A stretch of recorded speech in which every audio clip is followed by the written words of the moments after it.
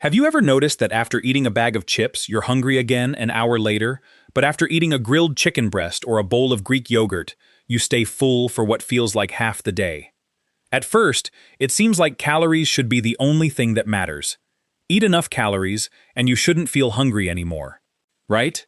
But that's not how your body works. In fact, 2 meals with exactly the same number of calories can leave you feeling completely different.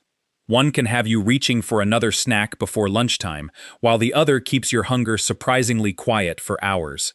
So what's the difference? The answer isn't willpower. It isn't your metabolism. And it's definitely not because your body is broken. Hidden inside every bite of food is a powerful biological system that's constantly deciding whether you're still hungry or finally satisfied. And protein seems to have discovered a shortcut into that system. But here's the strange part. Scientists are still uncovering why protein is so incredibly effective at controlling appetite. Some of the answers are obvious, others are surprisingly complex, and one discovery completely changed the way researchers think about hunger itself. By the end of this video, you'll understand why protein keeps you full, why some high-protein meals fail to satisfy, and the simple mistake millions of people make every day that keeps them hungry, even when they're eating enough. Imagine 2 coworkers walking into the office on a Monday morning. One grabs a large blueberry muffin and a caramel latte on the way to work. The other eats scrambled eggs with Greek yogurt and fresh berries before leaving home. Both breakfasts contain roughly similar calories. By 10:30, one person is already wandering toward the vending machine. The other barely remembers food exists. Why? The answer has very little to do with discipline. Instead, it has everything to do with a fascinating conversation happening inside the body. A conversation between your stomach, your intestines, your brain, and a collection of hormones that most people have never even heard of. And once you understand that conversation, you'll never look at food the same way again. For decades, many people believed hunger was simple. Your stomach empties. It growls. You eat.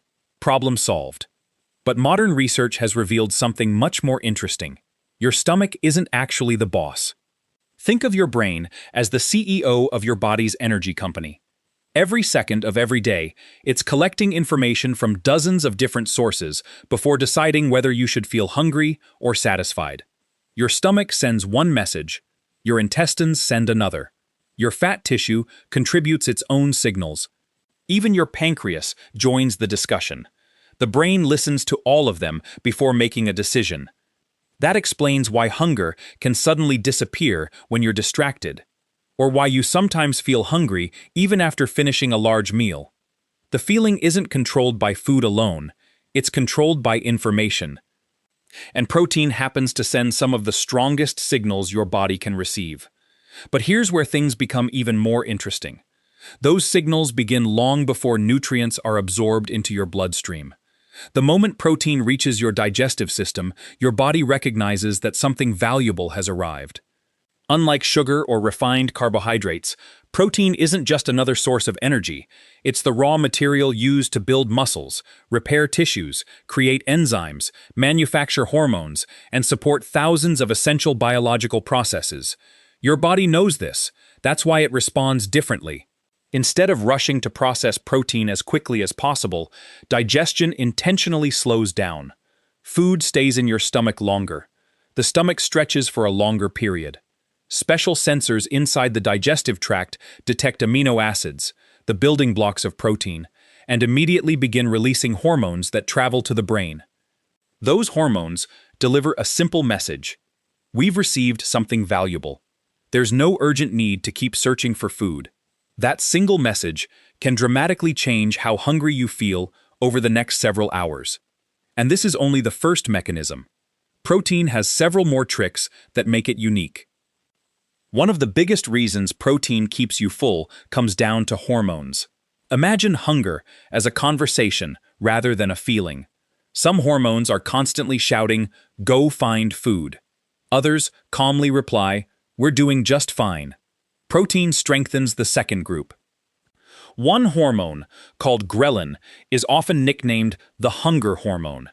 When your stomach has been empty for a while, ghrelin levels rise. your brain receives the message.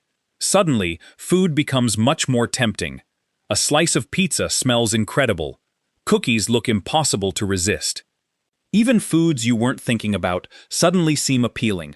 But after eating a protein-rich meal, ghrelin usually falls more than it does after many meals that are mostly refined carbohydrates. At the same time, your intestines begin releasing hormones like PYY and GLP-1. These hormones act like messengers, telling your brain that you've eaten enough and that digestion is underway. Research has shown these signals play an important role in reducing appetite and helping people feel satisfied after meals. What's fascinating is that some modern weight management medications work by mimicking the effects of hormones like GLP-1. Your own body already produces these hormones naturally after eating, especially when your meal contains a good amount of protein. But that's only part of the story. If hormones were the whole explanation, drinking a protein shake would always leave you just as satisfied as eating a balanced, protein-rich meal. Yet in real life, that isn't always what happens. So what else is going on inside your body? The answer lies in the surprising way your brain measures satisfaction, and that's where one of the biggest myths about protein begins. If protein is so powerful, why do some people still feel hungry after drinking a protein shake? At first glance, it doesn't make sense. After all, if protein is the secret to feeling full, shouldn't every protein-rich food work the same way? Not exactly. This is where one of the biggest myths about protein begins. The truth is, protein isn't magic. Context matters. Imagine eating 30 grams of protein in two different ways. In one scenario, you drink a protein shake in less than a minute while rushing out the door. In the other, you sit down and eat grilled chicken, roasted vegetables, and a baked potato over the course of 20 minutes. Both meals may contain similar amounts of protein, but your body doesn't experience them in the same way. When you eat whole foods, your stomach has more work to do. Chewing takes time. Digestion slows down. Your brain has more opportunities to recognize that you're eating. This is sometimes called the satiety cascade, a series of signals from your mouth, stomach, intestines, and hormones that work together to create the feeling of fullness. When you drink your calories, many of those signals are weaker or shorter. That's one reason liquid calories often don't satisfy people as well as solid foods. It doesn't mean protein shakes are bad. They can be incredibly useful for athletes, busy professionals, or anyone struggling to meet their protein needs.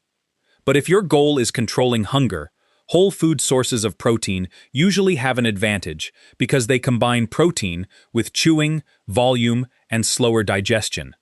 And here's another surprise. Protein isn't the only factor that influences fullness. What you eat with protein matters just as much.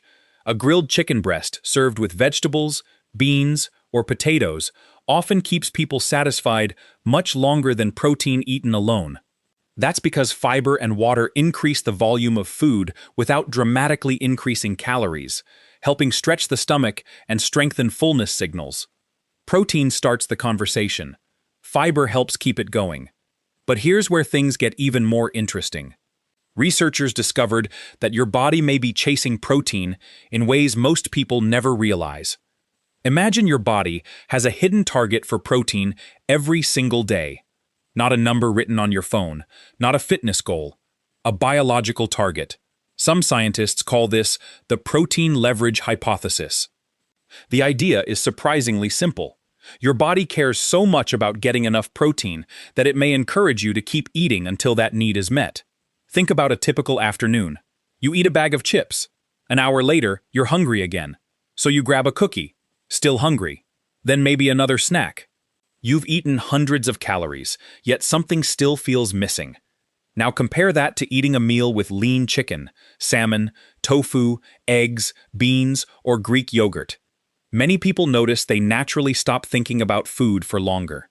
According to the protein leverage theory, this isn't just coincidence. Your body may be saying, "I've had plenty of energy, but I'm still looking for building materials." Although scientists continue to study this theory, several studies suggest that when diets are very low in protein, people often end up eating more total calories before they feel satisfied. That could help explain why ultra-processed foods are so easy to overeat. Many of them are packed with refined carbohydrates and fats, but relatively low in protein and fiber. Your taste buds are happy. Your calorie intake skyrockets. But your brain may still be waiting for stronger signals that enough protein has arrived. Suddenly, that second handful of chips doesn't seem like a lack of willpower. It may be biology trying to solve the wrong problem. But protein has one more fascinating advantage that has nothing to do with hunger hormones. It has to do with the energy your body spends simply processing food. Every time you eat, your body goes to work. Digesting food isn't free. It requires energy. Scientists call this the thermic effect of food. Think of your digestive system as a factory. Different foods require different amounts of effort to unpack, process, and store. Fat is relatively easy. Carbohydrates take a bit more work. Protein is the most expensive. Body burns more energy digesting protein than it does digesting either carbohydrates or fats. This doesn't mean eating a high-protein meal suddenly melts away body fat. That's a myth. But it does mean protein comes with a slightly higher metabolic cost, making it unique among the three major macronutrients. Here's where the real benefit appears. When you combine this higher thermic effect with stronger satiety hormones and slower digestion, protein creates a powerful combination. You naturally feel fuller. You may snack less. And over time, many people find it easier to maintain a healthy calorie intake without constantly battling cravings. But perhaps the most overlooked benefit has nothing to do with weight loss. Imagine two people both trying to lose 20 pounds. One loses mostly fat. The other loses fat while preserving more muscle by eating enough protein and staying active. Months later, both weigh the same. Yet they don't look the same, they don't perform the same, and they probably don't feel the same. Protein helps provide the building blocks your body needs to repair and maintain muscle, especially during weight loss or regular exercise. Maintaining muscle supports strength, mobility, and healthy aging. So protein isn't simply helping you eat less, it's helping protect one of your body's most valuable tissues. And that brings us to the biggest lesson of all. Because despite everything you've heard, eating more protein isn't always the answer. Sometimes, the real solution is much smarter than simply adding another scoop to your shake. After everything we've explored, it might seem like the solution is simple. Just eat more protein. But that's where many people make their biggest mistake. More isn't always better. Your body doesn't reward extremes. It rewards balance. Imagine trying to build a house. You could have an unlimited supply of bricks, but without workers, blueprints, or the right tools, those bricks won't magically become a home. Protein works the same way. It provides the raw materials, but it still depends on the rest of your lifestyle. If you're constantly sleep-deprived, highly stressed, physically inactive, or eating very few fruits, vegetables, and fiber-rich foods, adding extra protein alone won't solve those problems.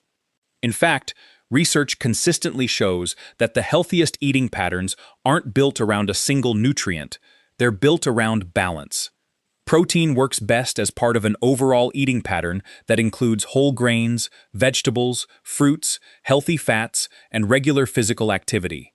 But here's the surprising part.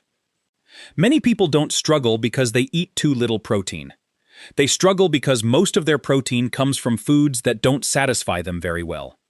Think about a typical day. A sugary breakfast, a quick pastry during the morning, fast food for lunch, a soda in the afternoon. By dinner, you're starving. It feels like you've barely stopped eating all day. Now imagine a different version. Breakfast starts with eggs or Greek yogurt. Lunch includes grilled chicken, salmon, tofu, or beans with vegetables. Dinner contains another balanced source of protein alongside whole foods. The difference isn't just the amount of protein. It's when you eat it, and what you eat with it. Research suggests that spreading protein across your meals may help support satiety and muscle maintenance better than consuming most of it in a single meal. Instead of chasing hunger all day, you're giving your body steady signals that it's getting the nutrients it needs. And that changes the entire conversation between your stomach and your brain. The result isn't just feeling full. It's feeling in control. So how can you actually use this information in everyday life? The first step is surprisingly simple. Instead of asking, "How can I eat less?" try asking, "How can I build a meal that keeps me satisfied?" That small shift changes everything. Start every main meal by thinking about protein first.